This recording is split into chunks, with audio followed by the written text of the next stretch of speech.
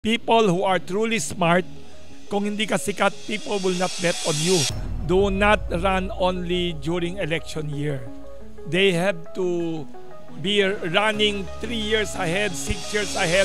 In a hypothetical scenario, we go door to door. Pinrint out natin yung credentials ni candidate X na napakatalino, napakagaling, tenured. And candidate Y na basketballista, na artista. Do you still think that they would incline for the basketballista? Our elections is like a horse race. Parang karera yan sa OTD or something like that. So all these donors, all these wealthy business groups and will not bet on the non-famous but qualified guys. Wilson Flores. Yes. Who are you voting for in this upcoming election? Today's episode will be, I would like to think, very important, right? Yes. May 12, 2025 is a very important date for all of us Filipinos alike, right? Yes. I'd like to call it like the midterm elections. Yes. So can you explain, Wilson, why is this election also as important as usually yung national elections natin na nangyayari every 6 years? Since you're talking about elections, I'm eating kababayan bread. Our countrymen, ang ibig sabihin ng kababayan. It is very important, I think, number one, to remind our leaders and our politicians that the public, the citizenry, all of us are vigilant.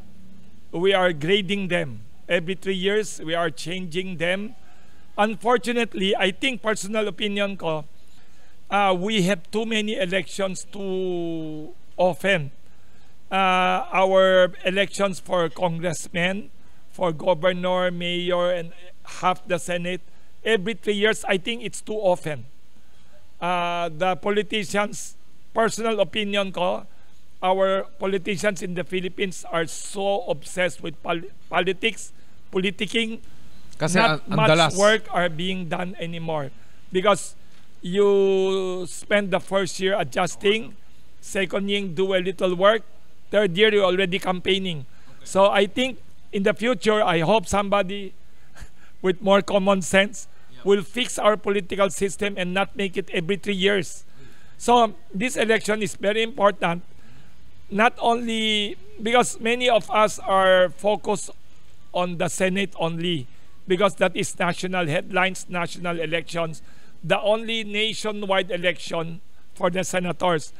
But all over the country, all the way down to the mayor, councilor, governor, vice governor, provincial board, everyone is being changed. So I hope we vote wisely. Lance, I want to tell you something. I should go to the courts and change my name in the future. I will change my name to Wisely. Para everybody will say, vote wisely. Me, vote wisely. So Wisely Flores na lang.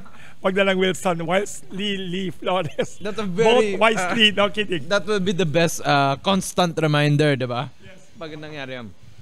Sabi nila, Wilson, that the midterm election is also very, very important. Yes. Because especially now with okay, I'd like to say political battle between the Marcoses and the Dutertes, right? So, kung sino ang manalo in this midterm election might also build foundations kung sino ang mananalo sa 2028. Very interesting analysis. Do you think so? That's correct. Diba?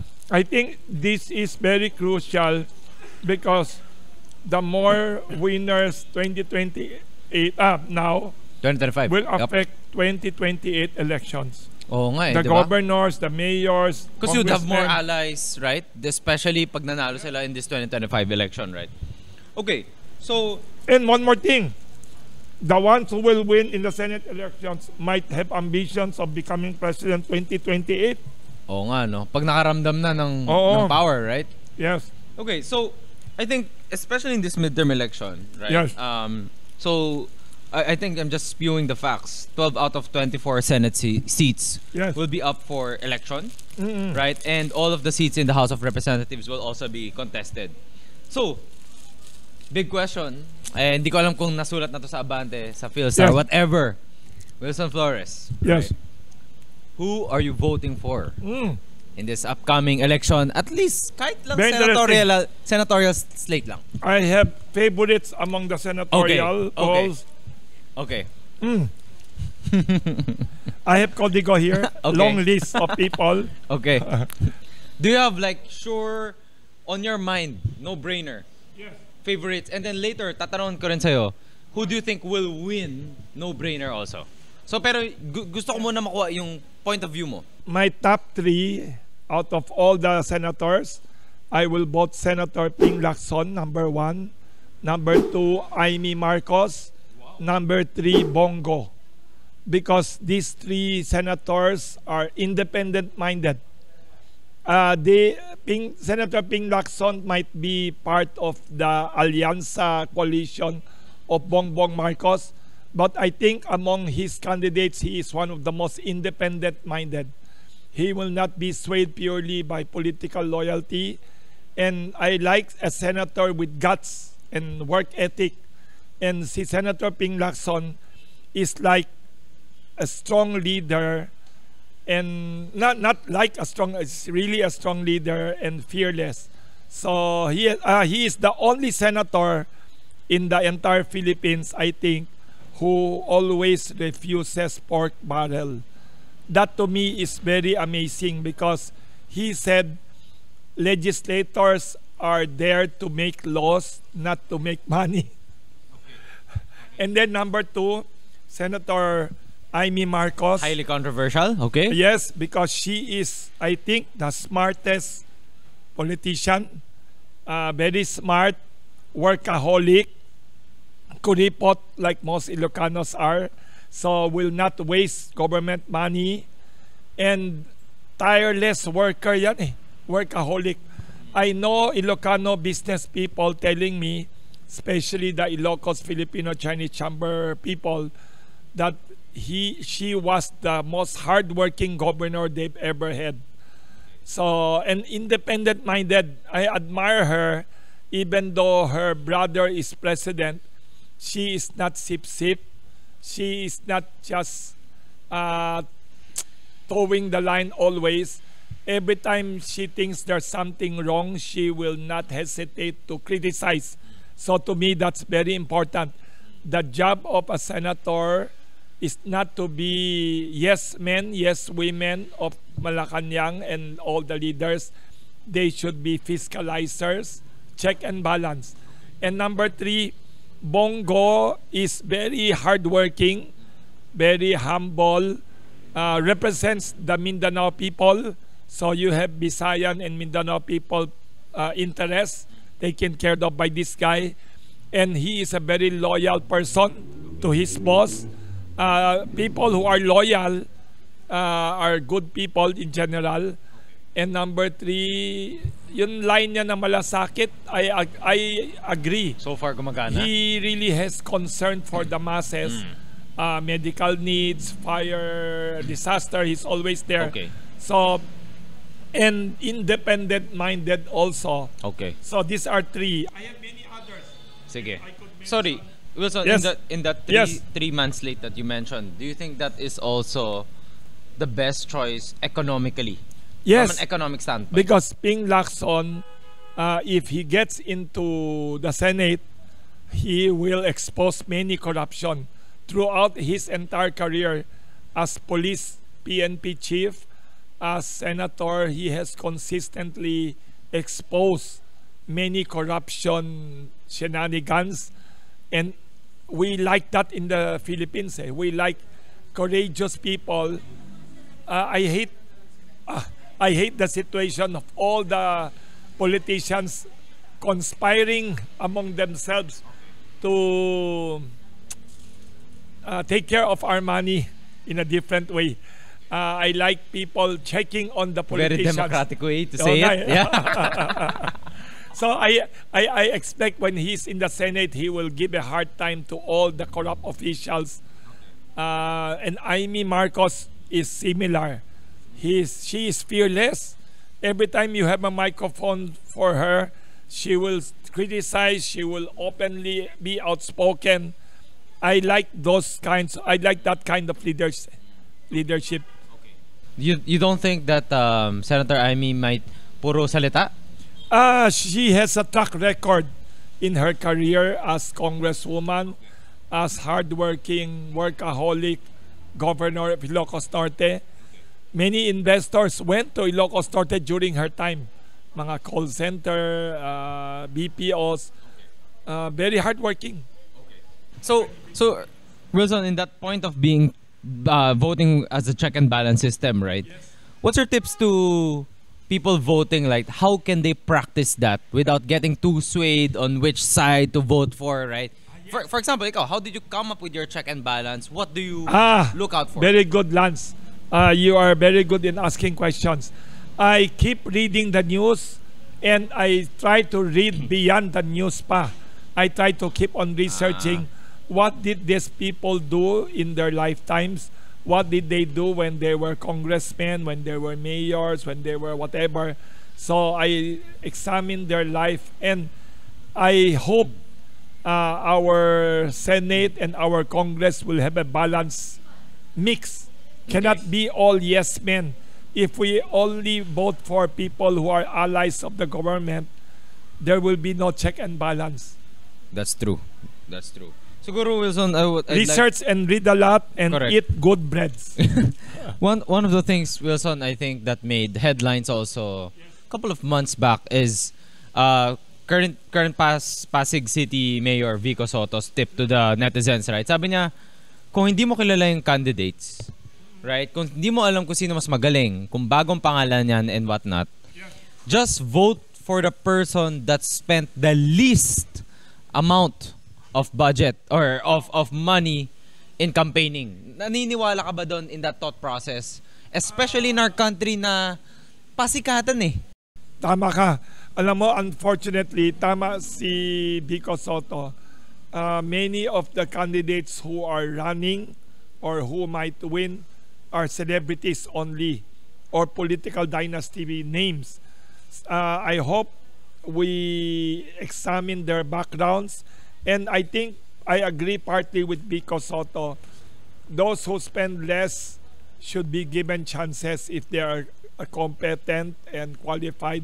By the way, Vico Soto is one good mayor of Pasig City.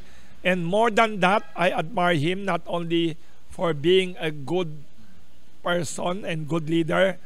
I admire him more because he has a great mother. Connie Reyes is customer of Kamuning Bakery Cafe. Oh, yun. Just for that, I will vote for him. Kahit na taga Quezon City ako. By the way, in Quezon City, I will vote for Joy Belmonte because she is intellectually smart, tireless energy, non-stop working, and doing a lot of good things for Quezon City. Okay.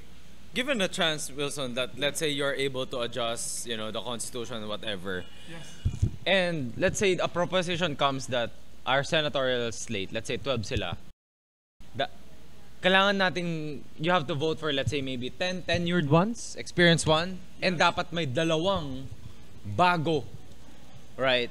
Would those spots go to the never pananalo? In our country, the Philippines, we have been ideologically too right-wing throughout history.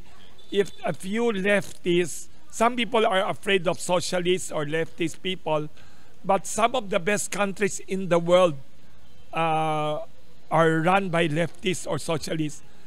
Scandinavia, Sweden, Norway, many European countries have a socialist type welfare state system. China and Vietnam are run by socialists. Singapore is actually like a socialist country. Ironically, Singapore is like a socialist country with capitalism. So I hope if we get a more colorful mix of people, we will get more voices of different sectors. Because the traditional names in the Senate are usually artistas, celebrities, or political dynasties that have been there for the past 100 years. So why don't we allow other people to give voice to other sectors? Got it. All right. Thanks, Wilson. Lively reforms. Okay. My next question is, maybe in your past few years or past how many years that you've been a political analyst, political economical analyst, right? What has been the best strategy that you've seen employed by anyone to win an election, whether that be senatorial, president, or whatnot? Anything on the top of your mind, strategy, you know? One strategy, I always tell some of the politicians who are running or who want to run for Senate, I keep telling them before, do not run only during election year. They have to be running 3 years ahead, 6 years ahead, not politicking entirely, not campaigning, but campaigning based on solid performance. If you do your career well, if you govern the city, the province, the agency in government very well, if you excel and do so much work, that is the best campaign platform. That is the best argument you have for people to vote you in the Senate. Do you think that that registers to people 5 years before, 4 years before? Tingin mo matatandaan nila yan? An example of that is Rodrigo Duterte. When he was mayor of Davao, just Davao City alone, he had made fantastic transformations. He kept peace and order. He did miraculous policies there. Almost miraculous ang description ko on the peace and order, investment climate, on the life of the people. So that was his calling card. That was his qualification. He did not even went to the Senate. He went straight up to the presidency of Malacanang. So I believe the best campaign strategy is to make your life sterling, is to make your career outstanding. Kung pwede nga, spotless in corruption scandal, be very well known for your solid hard work, and that is the best campaign. Very interesting. I just hope ngayon pa lang napag-iisipan natin because 2028 is coming up. It's very fast, right? 2025 pa. Diba? Unfortunately, sadly, in our Philippine politics, I foresee more than half of the winners will win based on celebrity status, political dynasty connections and status, and number 3, pera resources. Unfortunately, they will Wilson, not win based on that's a great point, right? being smart, on being good-hearted. So for the smart, the good-hearted people, right? They should not shy away from politics. Ang challenge ko, people who are truly smart, people who are sincere at heart, if they shy away from politics and keep saying it's dirty, it's messy, it's difficult, it's expensive, you have yourself and all of us to blame. Because you allow all these scoundrels, nincompoops, to run for Senate and other office, and the Philippines will become a banana republic if we don't elect good leaders. Tingin mo ba itong mga smart na to? Do they need to make themselves famous? No choice. No choice. Oh. The good and the bad about Philippine elections, we follow the American system. We elect leaders based on popularity. Unfortunately, not all popular people are good leaders. Not all good leaders are popular. Yun ang irony. Kaya, alam mo, when you look at Vietnam, you go to Vietnam, you go to China, there are no one-man, one-vote election. Yun, they elect people. Sa Vietnam, they copied China. They have these millions of people, millions of party members. Then they keep on selecting from the down all the way to the top. Sinasala nila, they keep selecting and selecting. So, politics is only one factor. Track record, competence is much more important. Celebrity status is not a major factor in that system. So some people will bash Vietnam and China, communist, undemocratic, and all that. Look at their elections. You cannot have a clown, you cannot have a famous clown celebrity win all the way up. I'm not condemning Jackie Chan, ha? But if you have American system of Jackie Chan will be president of China. Grabe. Do you think, okay, in a hypothetical scenario, we go door to door. Pinrint out natin yung credentials ni candidate X na napakatalino, napakagaling, tenured. And candidate Y na basketballista, na artista. Bigay mo na sa kanila in a silver platter, Wilson. Do you still think that they would incline for the basketballista? Or tingin mo, there might be some chance there for the candidate X? Nandyan na eh, nakalatag na. I'm always an optimist. I still hope there is a chance. But realistically, the non-celebrity will not have big chance. Number one. Number two, will not have donors.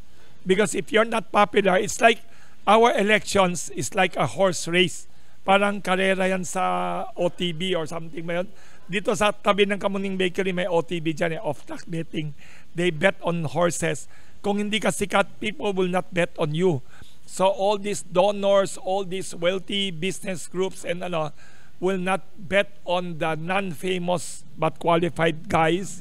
So the not qualified but popular, not qualified but politically yung apelido pa lang nasa kalsada for the past 100 years, araw-araw nakikita May mo. impact din yan eh, no? Oo. That's recall, right? Yes, That's recall. yes. And then lolo pa, So, unfortunately, we have to find ways to reform the imperfect Philippine elections. It's not totally hopeless, but we have to change it if we want to see real good leaders. Many unqualified leaders are in power purely on brand name, political brand name, dynasties, celebrities, and all the money that all this attract. Very expensive to run in elections in the Philippines or USA.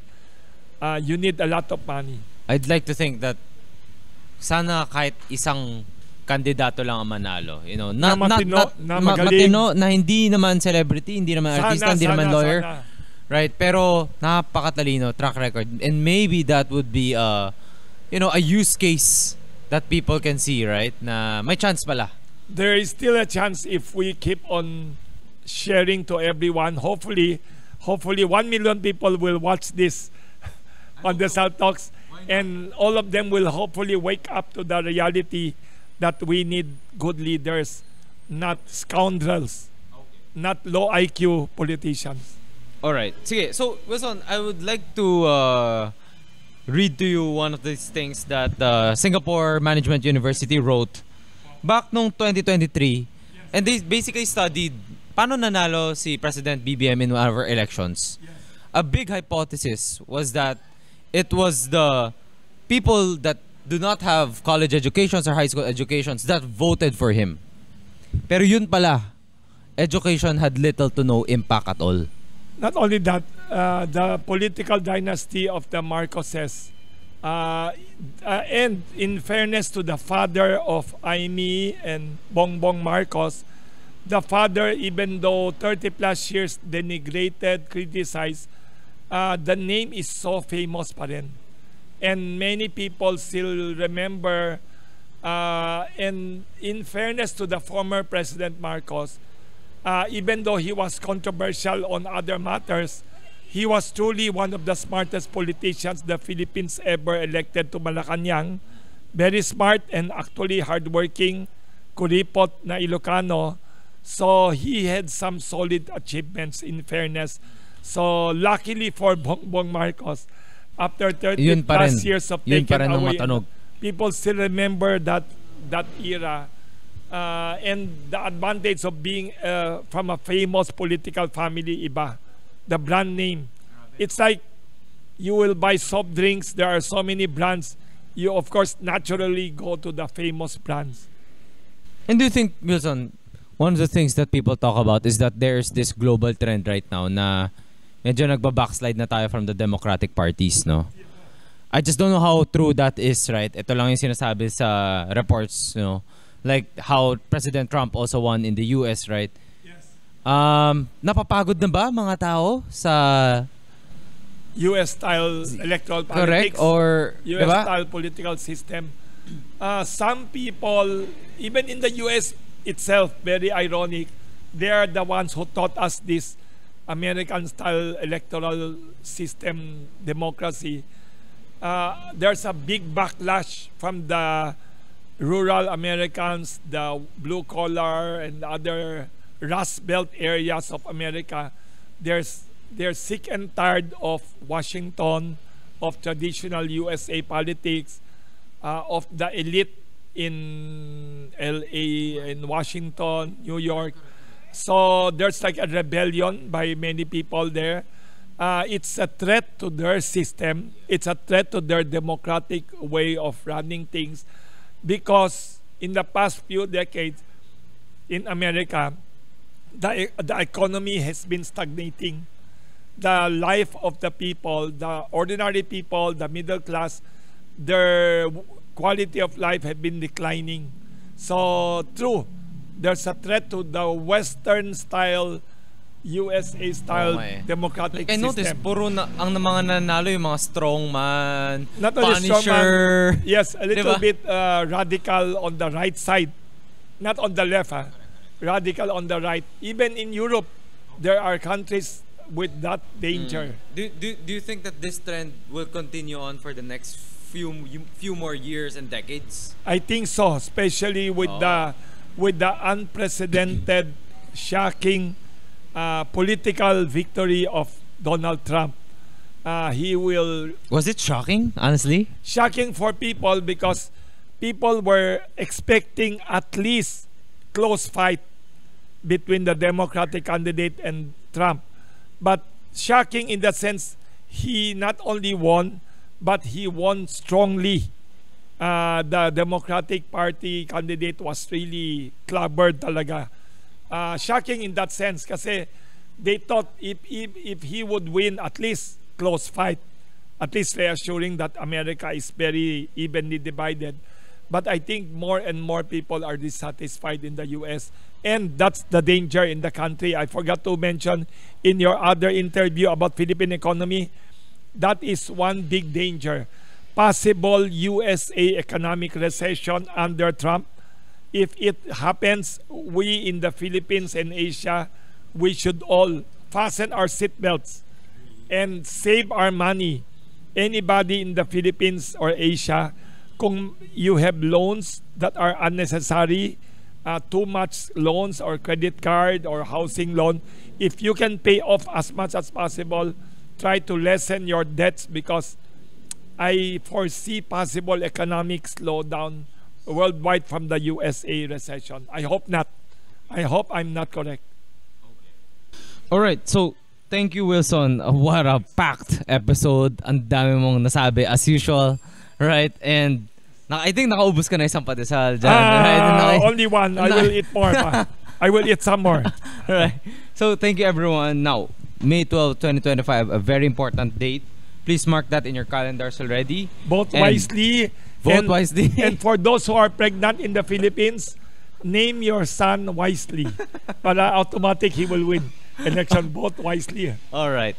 Okay, so everyone, thank you so much for tuning in again to another episode of Pandesal Talks. Thanks, guys.